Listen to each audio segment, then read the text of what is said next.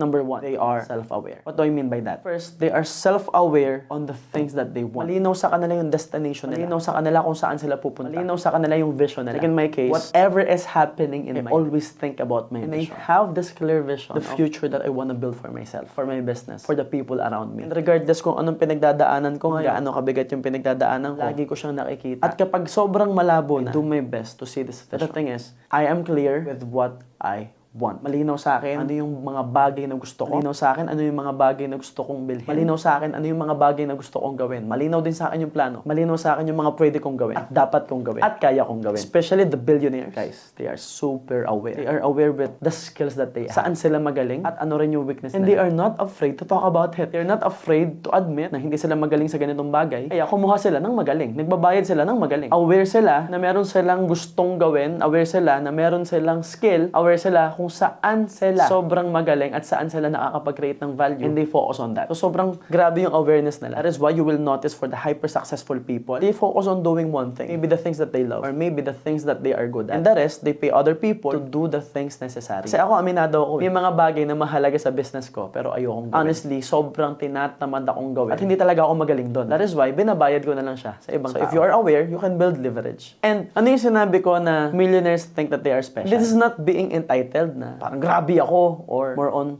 nandadaw ng ibang tao na walang kwenta yan, ako malupit, hindi ganun. It's more on, I'm just aware that I'm different. Kasi ang power ko talaga is hard work. Tapos sobrang bilis kong matuto at magaling akong magpaliwanag. So anong nangyayari, feeling ko, sa lahat ng na-meet ko, ako yung pinaka-hard worker. Hindi ako sure kung totoo yun. Don't get me wrong. Hindi ako sure kung ako talaga yung pinaka-masipag sa buong mundo, or at least sa Pilipinas. But I know myself how hard I work. And the thing is, alam ko rin sa sarili ko na malakas talaga yung katawan ko. Kaya nga may sakit ako ngayon di ba? But the thing is, even if tao ka, even if nagkakasakit ka rin, even if may sipon ako ngayon, may ubo ako ngayon, medyo ngungu ako ngayon, there's a certain feeling, there's a certain level of thinking and feeling that I think and feel like I'm different from other people. Feeling ko sobrang bilis kong matuto. Feeling ko hindi ko kailangan ng sobrang daming tulog. Feeling ko ang bilis mag-recover ng katawan ko. Feeling ko ang lakas ng katawan ko. Feeling ko sobrang tibay ko sa trabaho. That is why I work harder than everyone else. Because I'm aware that if I put more work, more action, mas malayo yung mararating na. Kasi alam ko nga kung saan ako magaling. So yun yung ginagamit ko. Tapos tinotodo. Alam mo yung merong feeling na parang hindi iba ako. Yung ganon, yung hindi ka naman entitled pero alam mong iba ka. And I noticed that bata pa lang ako, iba na ako mag-isip. Tapos mataas yung pangarap ko talaga. Kasi parang ang weird, high school pa lang, ang weird eh. Kasi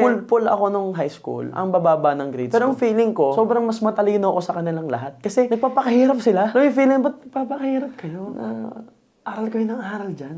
Pwede naman tayong kumita ng pera agad. Things like that. I know education is extremely important, but the thing is, there's this certain level of feeling that I feel like I'm different. I feel like I'm built different. Feeling ko nga minsan alien ako. Kasi nangyayari when I do seminars, workshops, na-facilitate a team building like Willie, grabe, tumba na lahat ng staff ko, tumba na lahat ng coaches. Ako 18 hours nakatayo, kinabukasan ako pa rin yung magpa-facilitate. Even if maybe we are not special, we think that we are special. And because of that thinking, we work hard, we do more, we build ourselves. Kasi ang nangyayari, yung paniniwala mo na special ka, na malupit ka, na grabe ka, paninindigan mo yun. Parang yung pagiging sobrang sipag ko. Yung branding ko sa utak ko, yung feeling ko na ako yung pinakamasipag, I work harder than everyone else. Pinanindigan ko talaga yun. Dekada na, pinaninindigan ko pa rin. May sakit na ako ngayon, pinaninindigan ko pa rin. Magpapasko, magbabakasyon, ang nasa isip ko, trabaho. Na pag wala ako, kailangan diretso yung uploads namin. Kasi nga, yun yung nasa isip ko. Nakakaiba ako pinakamalupit, ako pinakamasipag na negosyante sa social media. Yun yung feeling ko. Hindi ko sure kung totoo yun, pero feeling ko, yun yung totoo. And it's actually helping me build my business. That level of thinking. And napansin ko sa mga kaibigan kong multimillionaires, may kanya-kanyang branding kami at may kanya-kanyang kaibahan kami. Meron kaming pinanghahawakan na special ability para kaming mga Pokemon. So merong fire Pokemon, merong lightning Pokemon, may hardworking Pokemon, parang gano'n. May kanya-kanya kaming qualities. Sa feeling namin,